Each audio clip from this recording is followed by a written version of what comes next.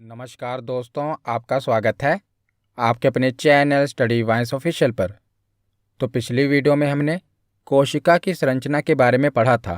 तो इस वीडियो में हम कोशिका के विभाजन यानी कि सेल डिवीज़न के बारे में पढ़ेंगे। तो ये टॉपिक थोड़ा कंफ्यूजिंग है, पर मैंने बहुत ही आसान तरीके से डायग्राम की सहायता से इस पूरे टॉपिक को कवर किया है। तो पहले आप पूरी वीडियो को देखें और लास्ट में प्रीवियस ईयर क्वेश्चन ज़रूर अटेम्प्ट करें। तो चलिए बिना देरी किए हुए वीडियो को शुरू करते हैं। तो चलिए वीडियो की शुरुआत करते हैं और कोशिका विभाजन के बारे में पढ़ना शुरू करते हैं। तो एक कोशिका अपने आप को विभाजित करके बहुत सी नई कोशिका बनाती है और इसी को कोशिका विभाजन यानी कि सेल डिवीज़न कहते हैं। जैसे कि जो हमारा शरीर है कई सारी कोशिकाओं से मिलकर बना है। पिछली वीडियो में भी मैंने आपको बताया था कि अगर हम अपने शरीर को छोटे छोटे पार्ट्स में डिवाइड करना शुरू करें तो हमारे शरीर की जो सबसे छोटी इकाई होगी ना, वो कोशिका होगी यानी कि सेल होगी। तो हमने पढ़ा था कि जीवधारियों की सबसे छोटी इकाई होती है कोशिका। कोशिका के बाद कई सारी कोशिकाओं से मिलकर बनता है टिश्यू यानी कि ऊतक, और कई सारे अंगों से मिलकर बनता है अंगतंत्र यानी कि ऑर्गन सिस्टम, और अंगतंत्र से मिलकर बनता है एक जीव यानी कि हमारा पूरा शरीर। तो सबसे छोटी इकाई क्या है? कोशिका। कोशिका से मिलकर बना ऊतक यानी कि टिश्यू, और टिश्यू से मिलकर बना अंग। जैसे हम पाचन तंत्र में ही ले लें तो छोटी आंत, बड़ी आंत, ये क्या है? अंग है। और अंगों से मिलकर बनता है अंगतंत्र। जैसे कि छोटी आंत, बड़ी आंत, अमाशय, इन सब से मिलकर क्या बनेगा? पाचन तंत्र यानी कि अंगतंत्र, और अंगतंत्र से मिलकर बनेगा एक जीव यानी कि ऑर्गेनिज्म। तो सबसे छोटी इकाई क्या होती है? कोशिका। तो यही कोशिका जब अपने आप को विभाजित करती है और कई सारी नई कोशिकाएं बनाती है तो उसी को कोशिका विभाजन कहते हैं। जैसे आप देख रहे हैं, ये एक कोशिका है और दो कोशिकाओं में विभाजित हो जाती है, तो इसी को क्या कहेंगे? सेल डिवीज़न कहेंगे। तो कोशिका विभाजन जरूरी क्यों है, यानी कि कोशिका विभाजित क्यों होती है, क्यों जरूरी है? तो देखिए, तो कोशिका विभाजन ग्रोथ एंड डेवलपमेंट के लिए जरूरी है, यानी कि वृद्धि और विकास के लिए। हम छोटे से इतने बड़े हुए हैं ना, अगर कोशिका का विभाजन ना होता तो हमारी वृद्धि ही ना हो पाती, हमारी डेवलपमेंट ही ना हो पाती। कोशिका के विभाजन के कारण ही हमारी वृद्धि और विकास हुआ है। और प्रजनन के लिए भी कोशिका का विभाजन होना जरूरी है, यानी कि हमारे जन्म के लिए भी कोशिका का विभाजन जरूरी है। जन्म लेने के बाद हमारी वृद्धि और विकास के लिए भी कोशिका का विभाजन जरूरी है। तो आप समझ ही गए होंगे कि कोशिका विभाजन क्या है और कोशिका विभाजन क्यों जरूरी है। तो उसके बाद देखते हैं, तो कोशिका विभाजन के बारे में सबसे पहले हमें किसने बताया? तो कोशिका विभाजन को सर्वप्रथम 1855 ईस्वी में विर्चाऊ ने देखा था। तो विर्चाऊ ने हमें कोशिका विभाजन के बारे में बताया था, और लैटिन भाषा में इनकी एक स्टेटमेंट है जो कि कई बार पूछी गई है। तो इन्होंने कहा था ओमनी सेलुला ए सेलुला। तो इसका अर्थ क्या होता है? तो इसका अर्थ होता है कि नई कोशिकाएं पहले से ही मौजूद कोशिकाओं से बनती हैं, यानी कि जितनी भी कोशिकाएं बनी हैं ये पहले से ही मौजूद पुरानी कोशिकाओं से ही बनी हैं। यानी कि इन्होंने कोशिका विभाजन के बारे में बताया कि जो भी नई कोशिकाएं बनती हैं ना, ये पुरानी कोशिकाओं से ही बनती हैं। तो इन्होंने कहा था ओमनी सेलुला ए सेलुला। तो ये पूछा भी क्या है कि ये किसकी स्टेटमेंट है? तो ये विर्चाऊ की स्टेटमेंट है। तो हमने ये देख लिया कि जो भी नई कोशिकाएं बनती हैं ये पहले से ही मौजूद कोशिकाओं से बनती हैं। तो जो पहले से मौजूद कोशिका है, जैसे मैं आपको उदाहरण से समझाता हूँ कि ये एक कोशिका है, इसे आगे चलकर दो कोशिकाएं बनी। तो जिस कोशिका से आगे चलकर दो कोशिकाएं बनेगी ना, उस कोशिका को मातृ कोशिका या पेरेंट सेल कहते हैं। इसे मदर सेल भी कहते हैं, याद रखिएगा, ज़्यादातर मदर सेल कहा जाता है। तो मदर सेल से आगे दो कोशिकाओं का निर्माण होगा, और जिन दो कोशिकाओं की उत्पत्ति होगी उन्हें कहा जाएगा डॉटर सेल। तो मदर सेल कौन सी हुई? पुरानी कोशिका। और जिन नई कोशिकाओं का निर्माण होगा उन्हें क्या कहा जाएगा? Daughter cell. हिंदी में कहते हैं संतति कोशिका या पुत्री कोशिका, पर आप इसे इंग्लिश में ही याद रखिएगा, मदर सेल और डॉटर सेल। मदर सेल कौन सी होगी? पुरानी कोशिका। और डॉटर सेल कौन सी होगी? जो नई कोशिकाएं बनती हैं वो डॉटर सेल होंगी। अगर मैं आपको हिंदी में बताऊं तो पुरानी कोशिका को मातृ कोशिका कहेंगे और नई कोशिका को पुत्री कोशिका या संतति कोशिका कहा जाएगा। उसके बाद अब हम आगे चलते हैं। तो जो कोशिका विभाजन होता है ना, यानी कि जो सेल डिवीज़न होता है, ये 3 प्रकार से होता है। पहला प्रकार है असूत्री विभाजन, दूसरा है समसूत्री विभाजन और तीसरा है अर्धसूत्री विभाजन। इंग्लिश में कहें तो माइटोसिस डिवीज़न, माइटोसिस डिवीज़न और मियोसिस डिवीज़न। तो 3 प्रकार से कोशिका का विभाजन होता है। आगे हम इसके बारे में डिटेल में पढ़ेंगे। तो पहले हम देख लेते हैं असूत्री विभाजन क्या होता है। तो असूत्री विभाजन प्रोकैरियोटिक जीवों में होता है। पिछली वीडियो में मैंने आपको यूकैरियोटिक और प्रोकैरियोटिक के बारे में बताया था। तो प्रोकैरियोटिक ऐसे जीव होते हैं जो अभी अविकसित होते हैं, जैसे कि बैक्टीरिया हो गया, अमीबा हो गया, जो कि एक कोशिकीय जीव होते हैं। तो असूत्री विभाजन प्रोकैरियोटिक जीवों में होता है जो अभी पूर्ण रूप से विकसित नहीं है, जैसे बैक्टीरिया, अमीबा। और जो सूत्री विभाजन या समसूत्री विभाजन होता है, ये कायिक कोशिकाओं में होता है। जैसा जो हमारा शरीर है, हमारी शरीर की जो काया है, ये कायिक कोशिका से बनी होती है। तो समसूत्री विभाजन कायिक कोशिका में होता है। अर्धसूत्री विभाजन जनन कोशिका में होता है। जनन कोशिका जीवन की उत्पत्ति करती है। जैसे कि मेल में कौन सी जनन कोशिका है, स्पर्म यानी कि शुक्राणु है, और फीमेल में कौन सी जनन कोशिका है, ओवम यानी कि अंडाणु है। जब ये दोनों मिलते हैं तभी नए जीवन की उत्पत्ति होती है ना। तो अर्धसूत्री विभाजन किस में होता है? जनन कोशिका में होता है। तो कोशिका के कितने प्रकार हो गए? 3 प्रकार, असूत्री विभाजन, समसूत्री विभाजन और अर्धसूत्री विभाजन। तो सबसे पहले हम असूत्री विभाजन के बारे में पढ़ते हैं। तो असूत्री विभाजन यानी कि अमाइटोसिस डिवीज़न। तो यह विभाजन अविकसित कोशिकाओं में होता है, जैसे कि जीवाणु, नीलहरी शैवाल, अमीबा तथा प्रोटोजोआ। तो जो भी अविकसित जीव होते हैं यानी कि प्रोकैरियोटिक जीव होते हैं, उनकी कोशिकाओं में असूत्री विभाजन होता है। तो इनमें कोशिका का विभाजन कैसे होता है? तो इसमें जो केंद्रक होता है ना, तो केंद्रक क्या है ये मैंने आपको बताया कि कोशिका का अंग होता है। पिछली वीडियो में मैंने कोशिका की पूरी संरचना बताई है। वहाँ पर मैंने आपको बताया था कि जो कोशिका का दिमाग होता है वो केंद्रक होता है। तो असूत्री विभाजन में कोशिका का विभाजन कैसे होता है? तो इसमें जो केंद्रक होता है ना, वो लंबा हो जाता है, यानी कि अपना आकार बढ़ाना शुरू कर देता है जब उसको विभाजित होना होता है। उसके बाद क्या होता है कि सीधा ही यह 2 भागों में विभाजित होकर अलग हो जाता है। जैसा कि आप इस डायग्राम में देख रहे हैं, एक कोशिका है वो आगे क्या होती है, बढ़ना शुरू कर देती है। उसके बाद क्या होता है कि 2 कोशिका में ये विभाजित हो जाती है। तो इसी को कहते हैं असूत्री विभाजन। इसमें डायरेक्ट ही क्या होता है कि एक कोशिका 2 कोशिकाओं में विभाजित हो जाती है, जिसे असूत्री विभाजन कहते हैं। और यह विभाजन अविकसित कोशिकाओं में देखने को मिलता है। उसके बाद देखते हैं समसूत्री विभाजन। तो समसूत्री विभाजन और अर्धसूत्री विभाजन यही इंपॉर्टेंट है। ज़्यादा प्रश्न इन्हीं दोनों से बनते हैं। असूत्री विभाजन से प्रश्न नहीं बनता। ज़्यादातर प्रश्न माइटोसिस डिवीज़न और मियोसिस डिवीज़न से बनता है। तो समसूत्री विभाजन क्या है? तो समसूत्री विभाजन की प्रक्रिया को जंतु कोशिका में सबसे पहले जर्मनी के जीव वैज्ञानिक वोल्थर फ्लेमिंग ने 1879 में देखा था। तो समसूत्री विभाजन का पता किसने लगाया था? तो वोल्थर फ्लेमिंग ने 1879 में इसका पता लगाया था और इन्होंने ही सन 1882 में इस प्रक्रिया को माइटोसिस का नाम दिया था, जिसे हिंदी में हम कहते हैं समसूत्री विभाजन। तो यह विभाजन कायिक कोशिका में होता है, यानी कि सोमैटिक सेल में होता है।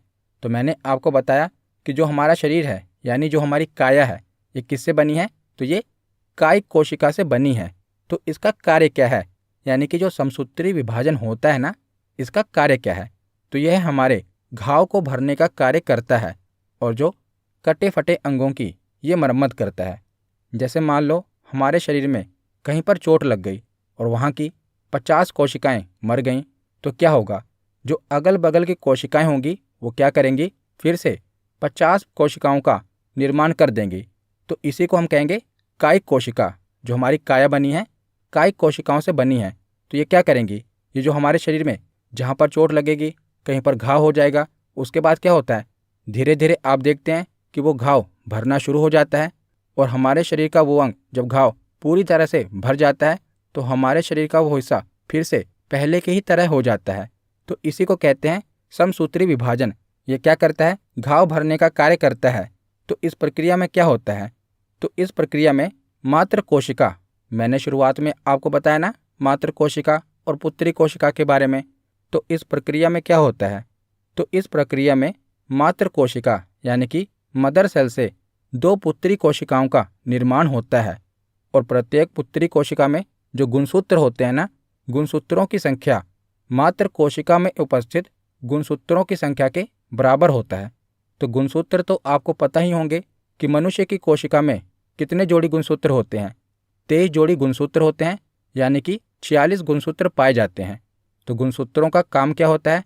तो ये आनुवंशिक सूचनाओं यानी कि जो जेनेटिक इन्फॉर्मेशन होती है उसको एक पीढ़ी से दूसरी पीढ़ी में संचारित करते हैं। जैसे कोई मनुष्य है तो उसकी जो संतान होगी उसके कितने पैर होंगे? 2 ही पैर होते हैं।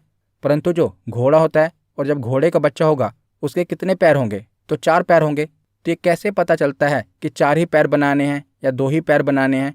तो ये गुणसूत्रों से ही पता चलता है, क्योंकि जो जेनेटिक इन्फॉर्मेशन होती है एक पीढ़ी से दूसरी पीढ़ी में किसके द्वारा संचारित होती है? गुणसूत्रों के द्वारा। तो जो समसूत्री विभाजन होता है ना, समसूत्री को ही अगर आप ध्यान से पढ़ेंगे तो सूत्री का मतलब है गुणसूत्र, सम का मतलब है समान। तो इसमें क्या होता है कि जब एक कोशिका से 2 कोशिकाएं बनती हैं तो उनमें समान गुणसूत्र देखने को मिलते हैं। मान लीजिए जैसे आप देखिए जो मदर सेल है उसमें 46 गुणसूत्र हैं, उसके बाद जो उसकी 2 कोशिकाएं बनेगी उनमें भी 46 गुणसूत्र होंगे, यानी कि समान गुणसूत्र होंगे। इसीलिए से समसूत्री विभाजन कहा गया है, जिसमें समान गुणसूत्रों का विभाजन होगा। इसीलिए तो हमारे शरीर में जैसे हमारा जो घुटना है, मान लीजिए हमारे घुटने के ऊपर चोट लग गई और एक घाव हो गया, तो घाव भरने के बाद क्या होगा? जैसे पहले घुटना था ऊपर से वैसे ही दिखाई देगा ना। ऐसा तो है नहीं कि वहाँ से कोई उंगली निकल आएगी, कोई अंगूठा निकल आएगा। तो ऐसा क्यों नहीं हो रहा? क्योंकि वहाँ पर जो अगल बगल की कोशिकाएं होंगी वो नई कोशिकाएं बनाएंगी और गुणसूत्रों की संख्या भी समान होगी, उसमें कोई फेरबदल नहीं होगी। इसीलिए जो भी घाव होगा उसके बाद जब घाव भर जाएगा तो जैसे पहले शरीर था वैसे ही हो जाएगा, वहाँ पर कोई नया अंग निकलना शुरू नहीं हो जाएगा, क्योंकि जो गुणसूत्रों की संख्या होगी वो समान होगी। तो इसी को कहते हैं समसूत्री विभाजन। थोड़ा कन्फ्यूजिंग है पर आशा करता हूँ आपको समझ आया होगा। तो हमने ये तो देख लिया कि समसूत्री विभाजन है क्या। अब हम ये देखते हैं कि समसूत्री विभाजन होता कैसे है। तो समसूत्री विभाजन 2 अवस्थाओं में पूरा होता है। पहली अवस्था है अंतरावस्था, दूसरी अवस्था है सूत्री अवस्था। यानी कि आप समझ लीजिए कि जो समसूत्री विभाजन होता है ना, कोशिका का विभाजन होता है, इसके 2 स्टेप हैं। पहला है इंटरफेज और दूसरा है माइटोसिस फेज। तो इंटरफेज में क्या होता है?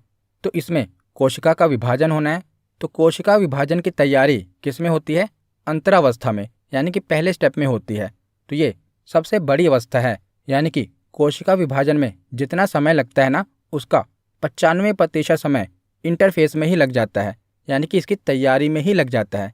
जैसे आप देखते हैं शादी वगैरह होती है तो शादी तो एक ही दिन होती है, पर उसकी तैयारी करने में कितना समय लग जाता है। उसी प्रकार जब कोशिका का विभाजन होना होता है ना, तो कोशिका के विभाजन से पहले जो उसकी तैयारी होती है उस तैयारी में बहुत समय लग जाता है, यानी कि 95% टाइम तो केवल उसकी तैयारी में लग जाता है। तो इसको कहते हैं अंतरावस्था। तो उसके बाद अब इसकी तैयारी हो गई, यानी कि कोशिका विभाजन की तैयारी हो गई। तो तैयारी के बाद अब क्या होगा? कोशिका का विभाजन होगा। तो जो सूत्री अवस्था है, यानी कि सेकंड स्टेप में क्या होगा? कोशिका का विभाजन होगा। तो हमने जो पहला प्रकार पढ़ा था असूत्री विभाजन, उसमें हमने देखा था कि जो कोशिका है डायरेक्ट 2 कोशिकाओं में बढ़ जाती है, पर समसूत्री विभाजन में ऐसा नहीं होता। इसमें जो विभाजन होगा ना, पहले केंद्रक का विभाजन होगा, उसके बाद कोशिका का विभाजन होगा। तो जो पूरा सेल है उसमें जो मेन चीज़ है केंद्रक, तो पहले केंद्रक का विभाजन होगा। जब केंद्रक का विभाजन हो जाएगा ना, उसके बाद कोशिका का विभाजन होगा। तो जो सूत्री अवस्था है, यानी कि जो सेकंड स्टेप है ना, ये भी 2 चरणों में होगा। पहले केंद्रक विभाजन होगा जिसे कहते हैं कैरियोकाइनेसिस। कैरियो यानी कि केंद्रक, काइनेसिस उसका विभाजन। और दूसरा स्टेप है कोशिका विभाजन, इंग्लिश में कहते हैं साइटोकाइनेसिस। साइटो यानी कि सेल, कोशिका, काइनेसिस उसका विभाजन। तो पहले क्या होगा, केंद्रक का विभाजन होगा, उसके बाद क्या होगा, कोशिका विभाजन होगा। तो हमने क्या पढ़ा कि समसूत्री विभाजन 2 स्टेप में होता है। पहला स्टेप है इंटरफेज यानी कि अंतरावस्था। तो इसमें कोशिका विभाजन होने की तैयारी होती है। उसके बाद अब कोशिका विभाजन होने का समय आ गया है, यानी कि शादी का दिन आ गया है। सारी तैयारी हो गई है, अब शादी का दिन आ गया। तो पहले कोशिका विभाजन की पूरी तैयारी हो गई, अब कोशिका विभाजित होगी। तो कोशिका विभाजित 2 चरणों में होगी। पहले जो उसका केंद्रक है वो विभाजित होगा, केंद्रक विभाजित होने के बाद कोशिका विभाजित होगी। तो जो केंद्रक विभाजित होगा वो आगे मैं आपको बताऊंगा कि केंद्रक कैसे विभाजित होगा। तो मैंने इस टॉपिक को डिटेल में कवर किया है, क्योंकि यहाँ से बहुत से प्रश्न बनते हैं और अक्सर हम इस टॉपिक को छोड़ देते हैं, क्योंकि ये टॉपिक थोड़ा कन्फ्यूजिंग है और हमें समझ नहीं आता तो हम इसको छोड़ देते हैं। पर यहाँ से एग्जाम में बहुत से प्रश्न बनते हैं। तो हमने क्या देखा कि सूत्री अवस्था में पहले केंद्रक का विभाजन होगा, उसके बाद कोशिका का विभाजन होगा। तो जो केंद्रक है, जो न्यूक्लियस है ना, इसका विभाजन 4 चरणों में होता है, प्रोफेज, मेटाफेज, एनाफेज और टेलोफेज। ये एग्जाम में बहुत बार पूछा गया है। केंद्रक का विभाजन यानी कि कैरियोकाइनेसिस कितने स्टेप में होता है, 4 चरणों में। पहला चरण है प्रोफेज, उसके बाद आता है मेटाफेज, उसके बाद आता है एनाफेज, उसके बाद आता है टेलोफेज। तो आगे इस डायग्राम की सहायता से मैं आपको समझाता हूँ। तो हमने पढ़ा था कि पहले केंद्रक का विभाजन होगा। तो केंद्रक का विभाजन 4 चरणों में होगा, वो 4 चरण हम आगे पढ़ेंगे। तो यहाँ पर आप समझ लीजिए कि 4 चरण कंप्लीट हो गए। तो 4 चरण कंप्लीट होने के बाद क्या होगा, केंद्रक का विभाजन हो जाएगा। जैसा आप डायग्राम में देख रहे हैं, पहले एक ही केंद्रक है कोशिका के अंदर। उसके बाद क्या होगा, जब 4 चरण कंप्लीट हो जाएंगे तो 2 केंद्रक हो जाएंगे, पर अभी कोशिका एक ही है, एक ही कोशिका में 2 केंद्रक है। उसके बाद अगला स्टेप आएगा कोशिका विभाजन का। तो इसमें क्या होगा कि जो कोशिका है, एक कोशिका में 2 केंद्रक हैं, वो आगे चलकर 2 कोशिकाओं में विभाजित हो जाएंगे। और यही है पूरे समसूत्री विभाजन की प्रक्रिया। तो आशा करता हूँ इस डायग्राम के माध्यम से आपको समझ में आया होगा कि पहले केंद्रक का विभाजन होगा, एक ही कोशिका में 2 केंद्रक हो जाएंगे, पर उसके लिए 4 स्टेप से गुजरना पड़ेगा, तब जाकर केंद्रक का विभाजन होगा। तो जब केंद्रक का विभाजन हो जाएगा, उसके बाद हमें तो कोशिका का विभाजन कराना है। तो उसके बाद क्या होगा, जब केंद्रक का विभाजन हो जाएगा, उसके बाद वो कोशिका 2 कोशिकाओं में बंट जाएगी। तो केंद्रक का विभाजन कितने चरणों में होना है, तो केंद्रक का विभाजन 4 चरणों में होना है। तो पहला चरण है पूर्व अवस्था, इंग्लिश में कहते हैं प्रोफेज। तो कोशिका के वास्तविक विभाजन की शुरुआत इसी फेज से होती है। इंटरफेज में तो कोशिका के विभाजन की तैयारी शुरू हुई थी, प्रोफेज में क्या होगा कि वास्तविक कोशिका विभाजन की शुरुआत होगी। तो इसमें क्या होगा, क्रोमोसोम झुंड में दिखाई देते हैं। क्रोमोसोम यानी कि गुणसूत्र आप देख रहे हैं इस डायग्राम में, ये कोशिका है, इसमें क्या होगा कि जो गुणसूत्र है ना, वो झुंड में दिखाई देते हैं। और इस अवस्था में क्रोमोसोम को यानी कि गुणसूत्र को गिना नहीं जा सकता। और इसमें तारक काय यानी कि सेंट्रोसोम। तो ये सेंट्रोसोम क्या है, पिछली वीडियो आपने देखी होगी, तो मैंने आपको बताया था कि जो कोशिका है, कोशिका का ही अंग है सेंट्रोसोम। जैसे न्यूक्लियस है ना, ये भी कोशिका का अंग है, उसी प्रकार तारक काय, लाइसोसोम, माइटोकॉन्ड्रिया, ये क्या है, ये सब कोशिका के अंग हैं। बायोलॉजी की प्लेलिस्ट में जाकर पिछली वीडियो को आप देख लेना, मैंने डिटेल में डायग्राम की सहायता से समझाया है। तो प्रोफेज में क्या होगा कि जो तारक काय है, ये दोनों ध्रुवों की ओर जाने लगते हैं। ध्रुव यानी कि दोनों अपोजिट पोल। जैसे हमारी धरती है, एक नॉर्थ पोल है, साउथ पोल है, उसी प्रकार कोशिका में भी आप मान लीजिए ऊपर की ओर नॉर्थ पोल है और नीचे की ओर साउथ पोल है, यानी कि दक्षिण ध्रुव है। तो आप देख रहे हैं कि जो दोनों तारक काय हैं, ये क्या कर रहे हैं, दोनों ध्रुवों की ओर बढ़ रहे हैं। तो पहले फेज में क्या होगा कि कोशिका के वास्तविक विभाजन की शुरुआत होगी। और इसमें क्या होगा, जो तारक काय हैं यानी कि सेंट्रोसोम हैं, ये दोनों ध्रुवों की ओर बढ़ने लगेंगे। तो ये ध्रुवों की ओर आखिर बढ़ क्यों रहे हैं, वो आपको अगले फेज में पता चलेगा। तो अगला फेज है मध्य अवस्था, इंग्लिश में कहते हैं मेटाफेज। तो इस अवस्था में क्रोमोसोम मध्य में एक लाइन में व्यवस्थित हो जाते हैं। आपने देखा था कि पहले फेज में, प्रोफेज में, जो गुणसूत्र थे वो झुंड में दिखाई दे रहे थे, यानी कि उन्हें गिना नहीं जा सकता था। पर दूसरे फेज में, मेटाफेज में क्या हुआ, जो गुणसूत्र हैं एक लाइन में आ गए, अब इन्हें आसानी से गिना जा सकता है। और अध्ययन की दृष्टि से भी ये सबसे महत्वपूर्ण अवस्था है। यानी कि अगर समसूत्री विभाजन में कोशिका का विभाजन देखना है, उसका अध्ययन करना है तो सबसे महत्वपूर्ण अवस्था कौन सी है? मेटाफेज, क्योंकि इसमें एक लाइन में सारे गुणसूत्र आ जाएंगे और इन्हें आसानी से गिना जा सकता है। तो पहले फेज में जो हमने देखा था, तारककाय क्या कर रहे थे? ध्रुवों की ओर बढ़ रहे थे। अब यहाँ पर आप देख रहे हैं कि सेंट्रोसोम ध्रुवों पर पहुंच गए, यानी कि दोनों अपोजिट पोल पर पहुंच गए। तो अपोजिट पोल पर पहुंचने के बाद क्या होता है? इसमें से तरकु तंतु, जिसे इंग्लिश में कहते हैं स्पिंडल फाइबर, निकल आते हैं। तो एक धागानुमा संरचना इन सेंट्रोसोम से निकलना शुरू हो जाती है। तो ये धागानुमा संरचना क्या करेगी? इन गुणसूत्रों को पकड़कर अपनी ओर खींचेगी। यानी कि यहाँ पर हम देख रहे हैं ना कि केंद्र का विभाजन करना है, तो क्या होगा कि सेंट्रोसोम से एक धागानुमा संरचना निकलेगी, नॉर्थ पोल से भी और साउथ पोल से भी, और दोनों गुणसूत्रों को अपनी ओर खींचेंगे। आखिरी स्टेप में हम देखेंगे कि दोनों खींचने में कामयाब हो जाएंगे और केंद्र का विभाजन कर देंगे। तो केंद्र के विभाजन का दूसरा स्टेप क्या है? मेटाफेज। इसमें क्या होता है कि क्रोमोसोम मध्य में एक लाइन में व्यवस्थित हो जाते हैं और अध्ययन की दृष्टि से यह सबसे महत्वपूर्ण फेज है। और तारककाय से स्पिंडल फाइबर इसमें निकलना शुरू हो जाते हैं। उसके बाद अगला फेज है पाश्चय अवस्था, एनाफेज। तो इसमें क्या होता है? तो तरकु तंतु क्रोमोसोम को दोनों ध्रुवों की ओर खींच लेते हैं। तो हमने पीछे देखा कि मेटाफेज में क्या था कि तरकु तंतु, ये जो आप संरचना देख रहे हैं, स्पिंडल फाइबर की संरचना है। तो हमने पिछले फेज में देखा था दोनों खींचना शुरू करते हैं। और तीसरे फेज में क्या होता है? दोनों गुणसूत्रों को अपने ध्रुवों की ओर खींच लेते हैं। तो आप देख रहे हैं ना, इन्होंने क्या किया? गुणसूत्रों को अपने ध्रुवों की ओर खींच लिया। और यह कोशिका विभाजन की सबसे छोटी अवस्था होती है। तो जो एनाफेज है ना, यह कोशिका विभाजन की सबसे छोटी अवस्था है। तो 3 फेज हमने देख लिए। उसके बाद अगला फेज है अंत्य अवस्था, टेलोफेज। तो इसमें क्या होता है? तो गुणसूत्र विपरीत ध्रुवों की ओर एकत्रित हो जाते हैं। और जब गुणसूत्र अलग अलग हो जाते हैं, उसके बाद क्या होता है कि इनके चारों तरफ केंद्रक झिल्ली का निर्माण हो जाता है और एक कोशिका के अंदर 2 केंद्रकों का निर्माण हो जाता है।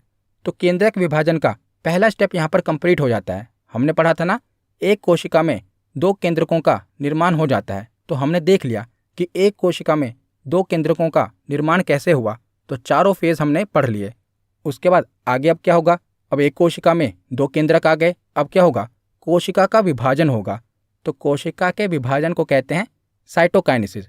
तो यह समसूत्री विभाजन की सबसे अंतिम अवस्था होती है। और इस अवस्था में कोशिका द्रव्य 2 भागों में विभाजित हो जाता है। आप डायग्राम में देख रहे हैं कि टेलोफेज में एक कोशिका में 2 केंद्रक हैं। उसके बाद क्या होता है? साइटोकाइनेसिस, यानी कि एक कोशिका से 2 कोशिकाओं का निर्माण हो जाता है। तो जब एक कोशिका से 2 कोशिकाओं का निर्माण हो गया, यानी कि कोशिका का विभाजन हो गया, तो यही है समसूत्री विभाजन। तो हमने असूत्री विभाजन पढ़ लिया, समसूत्री विभाजन पढ़ लिया। अब इसका तीसरा प्रकार अर्धसूत्री विभाजन पढ़ते हैं। तो अर्धसूत्री विभाजन यानी कि मियोसिस, तो फार्मर तथा मूरे ने 1905 में कोशिकाओं में अर्धसूत्री विभाजन को मियोसिस नाम दिया था। और अर्धसूत्री विभाजन की खोज किसने की थी? तो सर्वप्रथम वीजमैन ने इसकी खोज की थी। लेकिन इसका सर्वप्रथम विस्तृत अध्ययन स्ट्रॉसबर्गर ने 1888 में किया था। तो देखिए, सर्वप्रथम इसकी खोज वीजमैन ने की, परंतु इसकी डिटेल में स्टडी किसने की? स्ट्रॉसबर्गर ने की। परंतु इसका नाम मियोसिस किसने रखा, यानी कि अर्धसूत्री विभाजन किसने रखा? तो फार्मर तथा मूरे ने 1905 में इसका नाम मियोसिस रखा था, यानी कि अर्धसूत्री विभाजन रखा था। तो समसूत्री विभाजन में काय कोशिका का विभाजन होता है और अर्धसूत्री विभाजन में क्या होता है? जनन कोशिका का विभाजन होता है। तो जनन कोशिका से ही जीवन की उत्पत्ति होती है। तो यह विभाजन केवल जनन कोशिका में होता है। जैसे कि मेल में जनन कोशिका कौन सी है? स्पर्म है। और फीमेल में जनन कोशिका कौन सी है? ओवम, यानी कि अंडाणु है। तो इसमें पुत्री कोशिका में गुणसूत्रों की संख्या मात्र कोशिका में उपस्थित गुणसूत्रों की संख्या की आधी होती है। तो जैसा कि इसका नाम क्या है? अर्धसूत्री विभाजन। हमने पीछे पढ़ा समसूत्री विभाजन, जिसमें गुणसूत्रों की संख्या समान रहेगी, समसूत्री विभाजन। और यहाँ पर क्या लिखा हुआ है? अर्धसूत्री विभाजन, यानी कि यहाँ पर जो गुणसूत्रों की संख्या रहेगी वो आगे चलकर आधी हो जाएगी। मदर कोशिका है, उसमें अगर 46 गुणसूत्र हैं, उसके बाद जब कोशिका का विभाजन हुआ तो जो डॉटर सेल होगी उसमें 23 गुणसूत्र होंगे। तो इसमें विभाजन की क्रिया 2 बार होती है। समसूत्री विभाजन में हमने एक ही बार देखा, इसमें विभाजन की प्रक्रिया 2 बार होती है, जिसके फलस्वरूप 4 पुत्री कोशिकाओं का निर्माण होता है। Very very important. तो देखिए, समसूत्री विभाजन में एक कोशिका से 2 कोशिकाएं बनी, पर यहाँ पर एक कोशिका से कितनी कोशिकाएं बनेंगी? 4 कोशिकाएं बनेंगी। याद रखेगा, 2 चरण में इसमें विभाजन की क्रिया कंप्लीट होती है। तो यहाँ पर डायग्राम में समझिए कि जो मदर सेल है उसके पास अगर 46 गुणसूत्र हैं, 46 क्रोमोसोम हैं, तो जब इस कोशिका का विभाजन होगा तो उसके बाद 46 गुणसूत्र आगे चलकर 23 गुणसूत्र हो जाएंगे।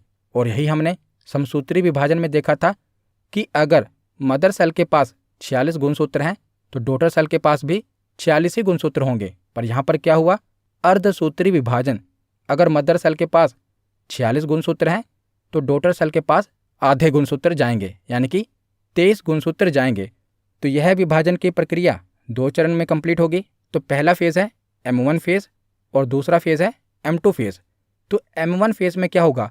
अर्धसूत्री विभाजन होगा।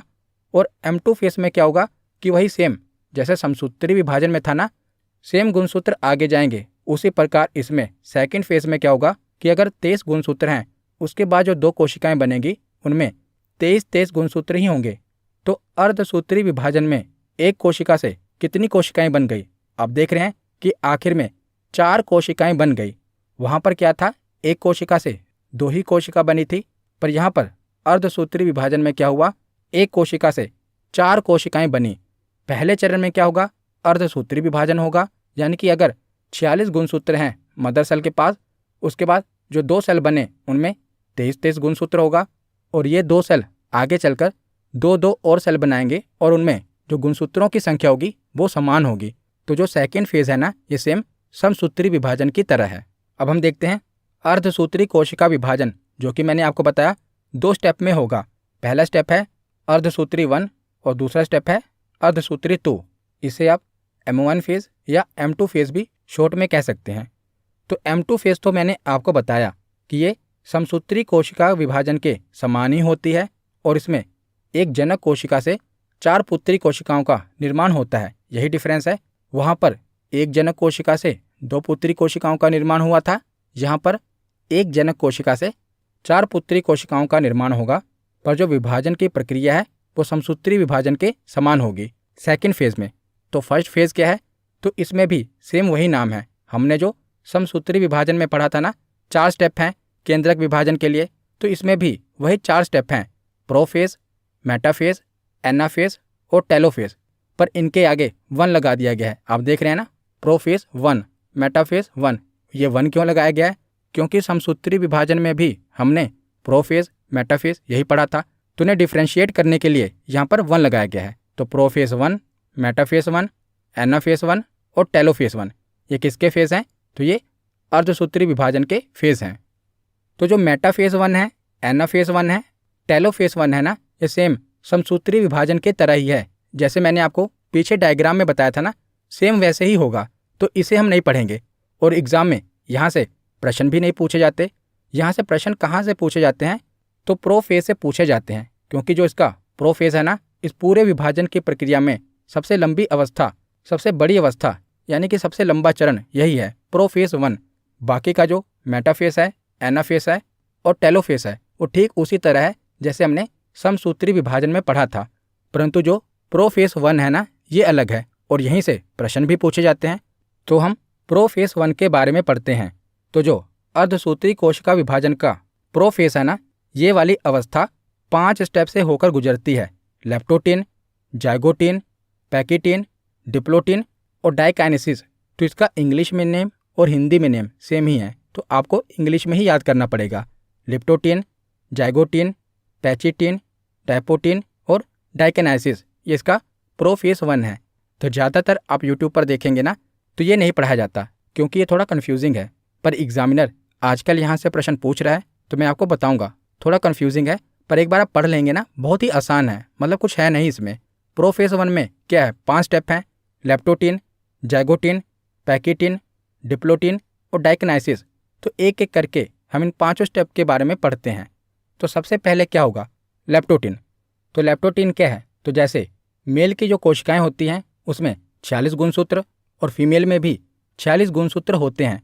तो जब उनकी संतान होती है ना, तो उसकी कोशिकाओं में भी 46 ही गुणसूत्र होते हैं, परंतु वो उसको अपनी माता से और पिता दोनों से गुणसूत्र मिलते हैं। तो दोनों से उसे आधे आधे गुणसूत्र मिलते हैं, यानी कि माता से भी 23 गुणसूत्र और पिता से भी 23 गुणसूत्र ही मिलते हैं। तो ये हम जनन कोशिका का विभाजन पढ़ रहे हैं। तो लेप्टोटीन में क्या होता है कि इस अवस्था में गुणसूत्र उलझे हुए पतले धागे की तरह दिखाई देते हैं। तो जो उसे माता से गुणसूत्र मिले और पिता से गुणसूत्र मिले, वो इस स्टेप में अभी उलझे हुए दिखाई देते हैं। तो देखिए, लेप्टोटीन एक अवस्था है जिसमें जो गुणसूत्र हैं जो आप देख रहे हैं, ये पिंक वाले मान लीजिए कि मदर से मिले हैं, और जो ग्रीन कलर के गुणसूत्र हैं या मान लीजिए कि पिता से मिले हैं। तो अभी आप देख रहे हैं कि उलझे हुए पतले धागे की तरह दिखाई पड़ रहे हैं, और इन्हीं को क्या कहा जाएगा, तो क्रोमोनिमेटा कहते हैं। इंग्लिश में इन्हें क्रोमोसोम कहते हैं ना। तो जब ये उलझे हुए पतले धागे की तरह दिखाई देते हैं तो इन्हें क्रोमोनिमेटा कहते हैं। तो लेप्टोटीन के बाद क्या होगा, जाइगोटीन, यानी कि समजात गुणसूत्र जोड़े बना लेते हैं, जिसे सिनेप्सिस कहते हैं। तो पहले फेज में क्या था, जो गुणसूत्र थे माता पिता के गुणसूत्र थे वो लिपटे हुए थे, झुंड में थे, इसीलिए उसे लेप्टोटीन कहते हैं। जाइगोटीन में क्या हुआ कि इन्होंने अब जोड़े बनाने शुरू कर दिए, यानी कि जो मेल से गुणसूत्र मिला है और जो फीमेल से गुणसूत्र मिला है, अब ये दोनों करीब आ गए हैं, जोड़े बना रहे हैं। आप देख रहे हैं यहाँ पर पहले फेज में लेप्टोटीन में अलग अलग थे, और जाइगोटीन में क्या हुआ, आप देख रहे हैं कि जो मेल का गुणसूत्र है और फीमेल से मिला गुणसूत्र है, अब ये क्या बना रहे हैं, जोड़े बना लेते हैं। और जो ये जोड़ा बना लेते हैं इसे सिनेप्सिस कहते हैं। तो कई बार एग्जाम में ये क्वेश्चन पूछा गया है, और अक्सर स्टूडेंट इसे छोड़ देते हैं क्योंकि वो पढ़कर नहीं जाते। तो वहाँ पर यह पूछा जाता है कि सिनेप्सिस किस अवस्था में पूरा होता है। तो जाइगोटीन अवस्था में सिनेप्सिस पूरा होता है। सिनेप्सिस यानी कि जब गुणसूत्र जोड़े बना लेते हैं। तो पहले हमने पढ़ा लेप्टोटीन, जिसमें जो गुणसूत्र हैं वो लिपटे हुए हैं। उसके बाद हमने पढ़ा जाइगोटीन, जिसमें क्या हुआ, इन्होंने जोड़ा बनाना शुरू कर दिया। उसके बाद होगा पैकेटीन। तो पैकेटीन में क्या होता है, गुणसूत्रों के युग्मन की प्रक्रिया पूरी हो जाती है, यानी कि अब ये एक दूसरे से मिल लिए, और समजात गुणसूत्रों के मध्य जीन विनिमय होता है, जिसे क्रॉसिंग ओवर कहते हैं। तो वेरी वेरी इंपॉर्टेंट। तो जो भी बच्चे में विविधता पाई जाती है, जो भी जेनेटिक इन्फॉर्मेशन उसे मिलती है, तो यहीं पर क्रॉसिंग ओवर होता है, यानी कि जो पिता का गुणसूत्र है और माता का गुणसूत्र है, ये क्रॉसिंग ओवर करते हैं। यहीं पर गुणसूत्रों के मध्य जीन विनिमय होता है, जेनेटिक इन्फॉर्मेशन एक्सचेंज होती है। तो जीन विनिमय द्वारा सजातीय गुणसूत्रों में आनुवांशिक यानी कि जेनेटिक सामग्री का विनिमय होता है, जिससे आनुवांशिक विविधता बढ़ती है। तो बच्चे में कुछ माता के गुण मिलेंगे, कुछ पिता के गुण मिलेंगे, यानी कि उसमें आनुवांशिक विविधता देखने को मिलेगी। तो जो जेनेटिक एक्सचेंज होता है ये पैकेटीन वाली अवस्था में होता है, इसीलिए इसे क्रॉसिंग ओवर कहते हैं। तो ये पूछा गया है कि क्रॉसिंग ओवर किस अवस्था को कहा जाता है, तो पैकेटीन अवस्था को कहा जाता है। उसके बाद आगे क्या है, डिप्लोटीन। तो अब दोनों गुणसूत्र मिल लिए, जीन भी एक्सचेंज हो गए। अब उसके बाद क्या होगा कि समजात गुणसूत्र अब अलग होना शुरू होंगे, क्योंकि आगे चलकर कोशिका का विभाजन होना है ना। तो अब क्या होगा, समजात गुणसूत्र अलग होने लगते हैं डिप्लोटीन में। उसके बाद आता है डाइकाइनोसिस, डाई यानी कि दो। तो यहाँ पर क्या होगा, समजात गुणसूत्र अलग अलग हो जाते हैं तथा तर्कु तंतु निर्माण होना शुरू हो जाता है। तो समसूत्री विभाजन में हमने पढ़ा था ना कि जब जो सेंट्रोसोम है दोनों ध्रुवों की ओर बढ़ जाते हैं, उसके बाद क्या होता है, तर्कु तंतु बन जाते हैं। तो यहाँ पर इस स्टेप पर आकर क्या होता है, तर्कु तंतु बनना शुरू हो जाते हैं। तो यहाँ पर प्रोफेज खत्म हो जाएगा, तर्कु तंतु बन जाएंगे। तो अब आगे मेटाफेज आएगा, एनाफेज आएगा और टेलोफेज आएगा। अब ठीक उसी तरह जो हमने समसूत्री विभाजन में पढ़ा था ना, तर्कु तंतु बन जाएंगे दोनों। उसके बाद क्या होगा, गुणसूत्रों को ध्रुवों की ओर खींचेंगे। उसके बाद गुणसूत्र अलग अलग हो जाएंगे, कोशिका का विभाजन हो जाएगा। ठीक उसी तरह जो हमने समसूत्री विभाजन में पढ़ा था, अब वही प्रक्रिया दोहराई जाएगी। पर जो पहला फेज था ना, प्रोफेज 1, इसी में डिफरेंस था, वो मैंने आपको डायग्राम की सहायता से समझा दिया, और आशा करता हूँ आपको समझ में आया होगा। तो आखिर में एक बार हम समसूत्री विभाजन और अर्धसूत्री विभाजन में अंतर क्या है वो देख लेते हैं। तो जो समसूत्री विभाजन है, यह विभाजन कायिक कोशिका में होता है, सोमैटिक सेल में होता है। और जो अर्धसूत्री विभाजन है, यह विभाजन जनन कोशिकाओं में होता है। समसूत्री विभाजन में कम समय लगता है, परंतु अर्धसूत्री विभाजन में अधिक समय लगता है। हमने देखा कि जो इसका प्रोफेस 1 ही है ना, वो कितना लंबा चला, तो इस विभाजन में अधिक समय लगता है। समसूत्री विभाजन के द्वारा एक कोशिका से 2 कोशिकाएं बनती है, परंतु अर्धसूत्री विभाजन के द्वारा एक कोशिका से 4 कोशिकाओं का निर्माण होता है। तो जो ये अंतर है इसे ध्यान से सुन लीजिए। तो समसूत्री विभाजन में एक कोशिका से 2 कोशिकाएं बनती हैं, परंतु अर्धसूत्री विभाजन में एक कोशिका से 4 कोशिकाओं का निर्माण होता है। समसूत्री विभाजन में संतति कोशिका यानी कि डॉटर सेल में जनक जैसे ही गुणसूत्र होने के कारण आनुवांशिक विविधता नहीं होती, परंतु अर्धसूत्री विभाजन में भिन्न गुणसूत्र होने के कारण आनुवांशिक विविधता देखने को मिलती है। और समसूत्री विभाजन में गुणसूत्रों के आनुवांशिक पदार्थों में आदान प्रदान नहीं होता, यहाँ पर क्रॉसिंग ओवर नहीं होता। परंतु अर्धसूत्री विभाजन में हमने देखा कि यहाँ पर गुणसूत्रों के आनुवांशिक पदार्थों में आदान प्रदान यानी कि क्रॉसिंग ओवर होता है। तो समसूत्री विभाजन में क्रॉसिंग ओवर नहीं होता और अर्धसूत्री विभाजन में क्रॉसिंग ओवर होता है। तो यहाँ पर हमारा थ्योरी सेक्शन कंप्लीट होता है। अब हम प्रीवियस ईयर क्वेश्चन देखते हैं। तो पहला प्रश्न है कि शरीर में लगी चोट की मरम्मत के लिए किस प्रकार के सेल विभाजन का प्रयोग किया जाता है। तो घाव को भरने के लिए किस प्रकार के सेल विभाजन का प्रयोग होता है। तो इसका सही जवाब होगा केवल समसूत्री विभाजन का। ऑप्शन ए इसका सही जवाब है। अगला प्रश्न है कि अर्धसूत्री विभाजन के दौरान सिनेप्सिस कब होता है। तो अर्धसूत्री विभाजन के दौरान जब दोनों गुणसूत्र मिलते हैं उसे हमने कहा था ना सिनेप्सिस, तो यह प्रक्रिया कब होती है। तो जाइगोटिन। तो इसका सही जवाब है ऑप्शन ए जाइगोटिन के दौरान। अगला प्रश्न है कि गुणसूत्र किसके दौरान अलग होते हैं। तो प्रोफेज, एनाफेज, मेटाफेज या टेलोफेज। तो किसके दौरान गुणसूत्र अलग होते हैं। तो हमने पढ़ा था एनाफेज के दौरान। एनाफेज के दौरान क्या होता है कि जो तारक क्या होते हैं, सेंट्रोसोम होते हैं, वो गुणसूत्रों को ध्रुवों की ओर खींच लेते हैं। तो इसका सही जवाब होगा एनाफेज। ऑप्शन बी इसका सही जवाब है। अगला प्रश्न है क्रॉसिंग ओवर डैश के दौरान होता है। तो क्रॉसिंग ओवर अर्धसूत्री विभाजन में हमें देखने को मिलता है और ये किसके दौरान होता है। तो ये पैकेटीन के दौरान होता है। तो इसका सही जवाब क्या होगा। Option B. अगला प्रश्न है कि निम्नलिखित में से कौन सा चरण कोशिका चक्र में शामिल 95% समय पर कब्जा कर लेता है। तो हमने पढ़ा था समसूत्री विभाजन में कि 95% समय किस में लग जाता है, कोशिका विभाजन की तैयारी में लग जाता है। और ये कौन सा फेज है। तो इंटरफेज। इसका सही जवाब है ऑप्शन ए। अगला प्रश्न है कि न्यूनीकरण विभाजन की पूर्व अवस्था में कई चरण होते हैं। तो इसका सही काल अनुक्रमिक क्रम क्या है। तो सही क्रम आपको बताना है।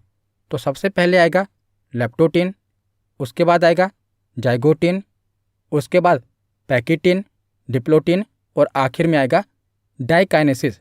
तो इसका सही जवाब क्या होगा। तो इसमें हम देखें तो ऑप्शन डी इसका सही जवाब है। लेप्टोटिन, जाइगोटिन, पैकेटिन, डिप्लोटिन और डाइकाइनेसिस।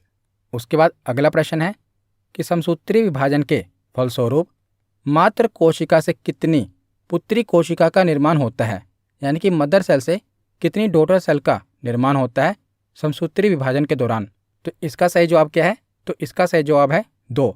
समसूत्री विभाजन में मात्र कोशिका से 2 पुत्री कोशिकाओं का निर्माण होता है। तो इसका सही जवाब है ऑप्शन डी।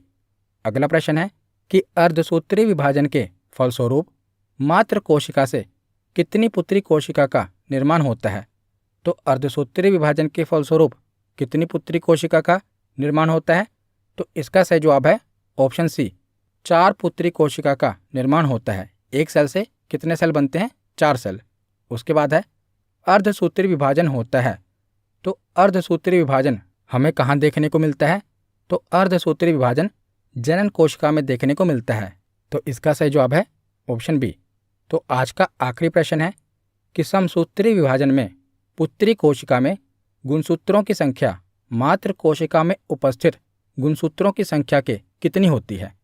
तो जैसा कि इसका नाम है समसूत्री विभाजन, यानी कि गुणसूत्रों का विभाजन समान होगा। तो जितना मात्र कोशिका में गुणसूत्रों की संख्या होगी उतने ही गुणसूत्रों की संख्या पुत्री कोशिका में भी होगी। तो इसका सही जवाब क्या होगा। तो ऑप्शन ए बराबर होती है, यानी कि मातृ कोशिका में गुणसूत्रों की संख्या और पुत्री कोशिका में गुणसूत्रों की संख्या बराबर होती है। तो आज की वीडियो यहीं पर ख़त्म होती है। कैसी लगी ये वीडियो कमेंट सेक्शन में ज़रूर बताना। धन्यवाद।